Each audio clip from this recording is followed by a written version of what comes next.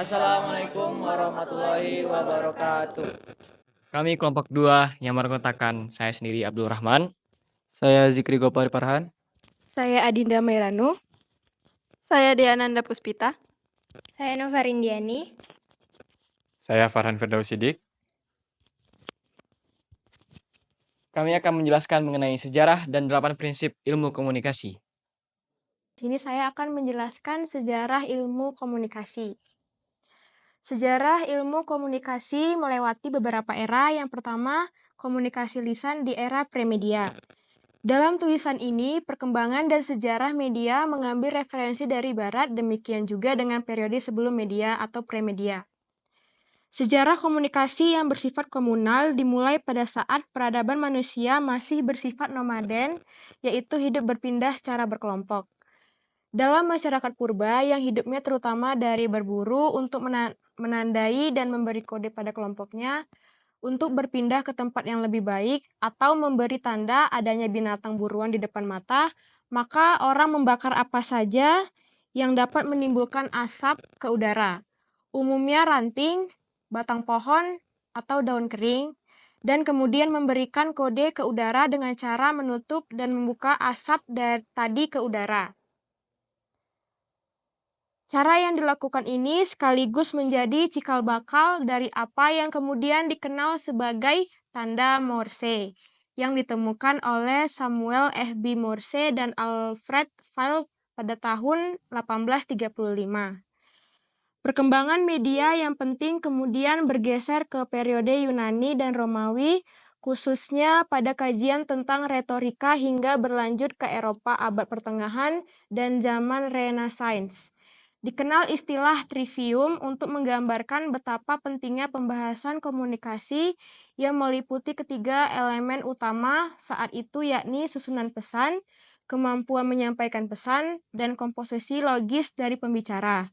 Pada era ini juga dikenal pemikiran Aristoteles tentang persyaratan sebagai pembicara publik yang harus memperhatikan etos, patos, dan logos. Dari kedua yaitu komunikasi lisan di era media. Di awal era perkembangan radio 1940 mulai disadari pentingnya komunikasi lisan seperti yang pernah terjadi pada zaman Yunani kuno dan abad pertengahan di Eropa. Menurut Brick et al. 2020 terjadi Perang Dunia Pertama hingga munculnya komunisme dan fasisme, akhirnya mendorong dilakukannya banyak studi tentang propaganda. Propaganda didefinisikan oleh jurnalis Amerika Walter Lippmann 1889 sampai 1974 sebagai proses fabrikasi pesan yang berarti sebuah pesan diproduksi secara massal untuk diberikan kepada sejumlah proses orang pada periode waktu tertentu. Sementara itu, ilmuwan politik Harold Laswell 1902 sampai 1978 menyebut kajian dengan judul Teknik Propaganda dalam Perang Dunia 1927, sedangkan Edward Bernays dan Austria 1891 sampai 1995 hanya menyebut kajiannya sebagai propaganda 1928. Pada tahapan ini, kajian komunikasi lisan yang dikembangkan banyak mengarah pada pendekatan praktikal guna tujuan politik atau memenangkan perang. Komunikasi digunakan dalam situasi konflik dan kondisi di mana ada pihak yang menang dan ada pihak yang kalah atau win or lose situation. Tiga, ada peralihan komunikasi lisan ke tulisan. Menurut Merin 2014, di dalam periode ini, para pemikir dan karya penting yang mendasarinya adalah Marshall McLuhan. Dimulai dari karyanya Gutenberg Galaxy 1962 hingga Medium is the Message and Inventory of Effect 1967.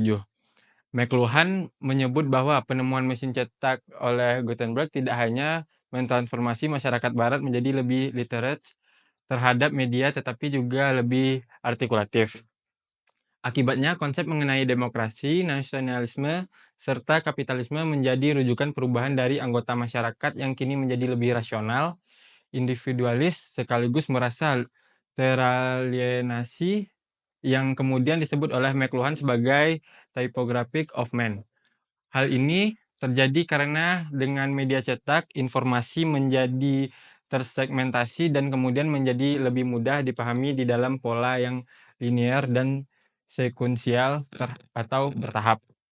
Poin keempat, peralihan komunikasi tulisan ke elektronik. Menurut Briggs et al. 2020, pada era ini, tokoh yang pikirannya mendominasi adalah Walter Ong, 1912 sampai 2003. Di dalam bukunya Orality and Literacy tahun 1982, Ong menyampaikan pandangannya bahwa bentuk media cetak dan lisan akan terus relevan untuk mengembangkan komunikasi. Munculnya e-books dan digital newspaper justru menunjukkan bahwa media elektronik telah membentuk format baru dalam membaca. Penyiar radio dan televisi membacakan berita dan melakukan siaran berdasarkan pesan tertulis yang dibuat dengan cara yang sistematis dan mudah dipahami. Fenomena ini yang disebut Ong sebagai secondary orality, yakni upaya individu untuk meneruskan semua hal yang mau disampaikan sebagai penyiar radio atau televisi dengan cermat dan sistematis agar ketika menyampaikan hal tersebut akan terkesan spontan dan tidak terkesan dibuat-buat atau kaku seperti layaknya ketika langsung berbicara secara tatap muka. The first orality levelnya terjadi ketika penyiar berbicara langsung dengan pendengar dan ketika penyiar menyiapkan semua materi yang akan dibicarakan dengan membayangkan dirinya seolah sedang berbicara langsung dengan pendengar tanpa media perantara, maka disinilah second orality level itu terjadi. Bahkan di dalam komunikasi yang menggunakan media sosial dalam fenomena influencer, kita akan lebih menghargai influencer yang tampak natural dan bicara jujur mengenai produk. Dari sisi receiver, kita menggunakan istilah jaga atau image untuk bentuk komunikasi lisan atau melalui teks di media sosial yang tidak natural dan terkesan dibuat-buat. Dan sebagai sender, walaupun kita mengirim teks melalui media sosial atau WhatsApp, tetapi kita ingin seolah-olah teks itu hadir seperti mewakili kita saat sedang bercakap-cakap dalam dimensi waktu dan tempat yang sama dengan yang menerima pesan. Poin yang kelima yaitu peralihan komunikasi elektronik ke artificial intelligence. Memasuki era terakhir pada sejarah dan perkembangan komunikasi, patut dicatat bahwa komunikasi saat ini telah memasuki sebuah masa yang berbeda, baik ditinjau dari sifat maupun tujuan pengguna media dibandingkan di periode sebelumnya. Komunikasi elektronik dapat berarti dua hal. Pertama, yang terjadi pada era radio dan televisi, di mana radio dan televisi menjadi medium komunikasi yang bersifat one-to-many dan asynchronous. Selain itu, dapat juga berarti komunikasi yang berbasis pada komputer yang berciri many-to-many, synchronous, serta interaktif. Misalnya, ketika komunikasi menggunakan media sosial yang konteksnya kemudian dikenal sebagai Computer Mediated Communication atau CMC. Di era komunikasi elektronik yang walaupun konteksnya CMC, maka yang terjadi adalah communication through print or electronic or computer media. Selanjutnya, akan berada pada era communication with computer. Komunikasi menggunakan media artinya, media menjadi alat di dalam proses komunikasi yang dilakukan, sedangkan di dalam komunikasi dengan media, berarti komunikasi dilakukan antara orang dengan media. Bentuk komunikasi elektronik yang memungkinkan interaksi antara manusia dan mesin sesungguhnya sudah dikenal dalam kajian komunikasi sejak tahun 1950 sebagai Human Computer Interaction atau HCI atau Human Machine Interaction atau MMI dan mencapai puncaknya pada Artificial Intelligence yang dikenal pada saat ini. Walaupun terlihat sama-sama berdasarkan pada kerja komputer, namun sesungguhnya terdapat perbedaan substansial di antara keduanya. Artificial Intelligence pada saat ini bukanlah lagi medium yang digunakan untuk pertukaran informasi, tetapi medium yang masih berupa mesin yang digunakan untuk berinteraksi langsung dengan manusia yang kemudian dapat berpikir dan berespon pada dirinya sendiri.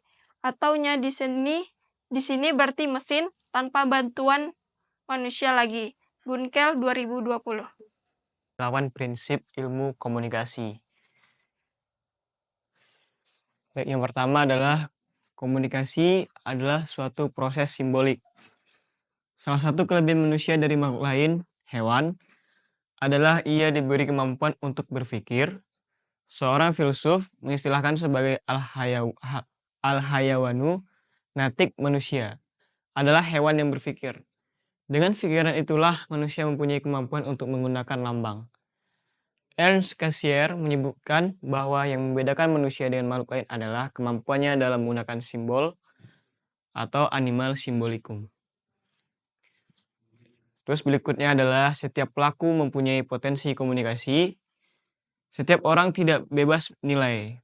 Pada saat orang tersebut tidak bermaksud mengkomunikasikan sesuatu, tetapi dimaknai oleh orang lain, maka orang tersebut sudah terlibat dalam proses berkomunikasi. Gerak tubuh, ekspresi wajah, komunikasi nonverbal, seseorang dapat dimaknai oleh orang lain menjadi suatu stimulus. Selanjutnya, komunikasi punya dimensi isi dan dimensi hubungan. Dimensi isi menunjukkan muatan isi komunikasi, sedangkan dimensi hubungan menunjukkan bagaimana cara mengatakannya dan mengisyaratkan. Bagaimana hubungan para peserta komunikasi dan bagaimana seharusnya pesan itu ditafsirkan. Dimensi isi disandi secara verbal, sedangkan dimensi hubungan disandi secara nonverbal.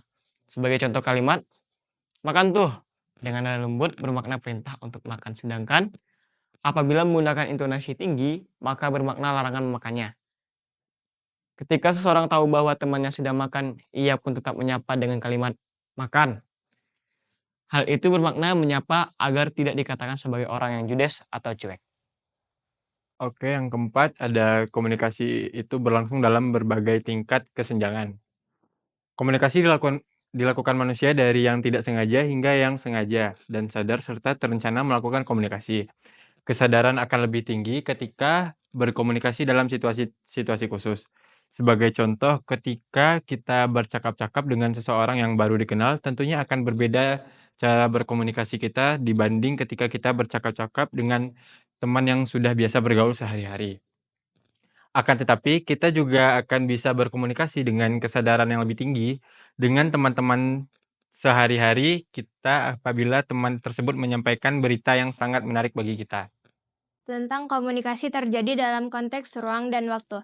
Pesan komunikasi yang dikirim oleh pihak komunikan baik secara verbal maupun nonverbal disesuaikan dengan tempat, di mana proses komunikasi itu berlangsung, kepada siapa pesan itu dikirim dan kapan komunikasi itu berlangsung. Yang keenam, ada komunikasi melibatkan prediksi peserta komunikasi. Ketika orang-orang berkomunikasi, mereka meramalkan efek perilaku komunikasi mereka. Dengan kata lain, komunikasi juga terikat oleh aturan atau tata krama. Artinya, orang-orang memilih strategi tertentu berdasarkan bagaimana orang yang menerima pesan atau merespon. Prediksi ini tidak selalu disadari dan sering berlangsung cepat. Kita dapat memprediksi perilaku komunikasi orang lain berdasarkan peran sosialnya.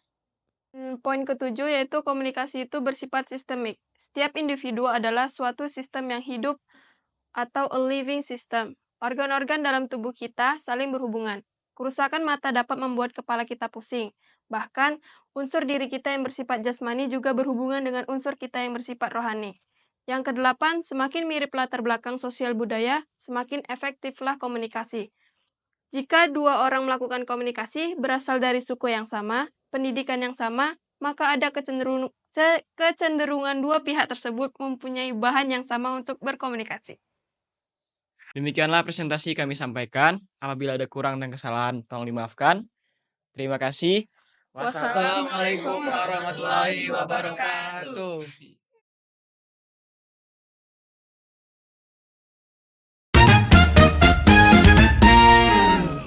Assalamualaikum warahmatullahi wabarakatuh. Kecilaan, diam. Apa yang bisa? Kami kan berdua ya sebelumnya. Kamera, roll, action.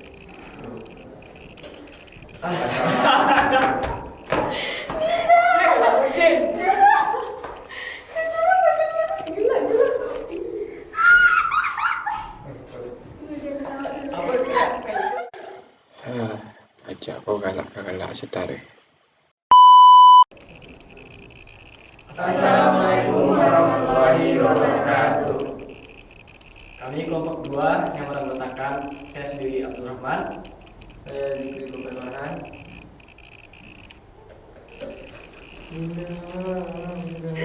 Sebuah ulang-ulang. Dengan sebuah. Tahu tidak sudah.